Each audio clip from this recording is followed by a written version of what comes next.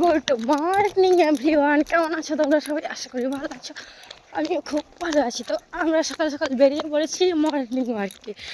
এই দেখো আমার সাথী, আর আমাদের বাড়ির সামনে ভাটা আছে, ওই ভাটার চারিধারে আমরা ছুটি সকাল সকাল ব্যায়াম করি। তো আজকে অনেকটা দেরি হয়ে গেল, কিচ্ছু করার নেই, প্রত্যেক দিন আসি, ভাবলাম আজকে তোমাদের সঙ্গে একটু শেয়ার করা যাক। চলো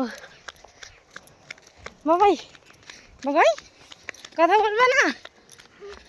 বলবে না? বলো, হাঁপিয়ে গেছো নাকি? হাঁপিয়ে গেছো? আচ্ছা ঠিক আছে।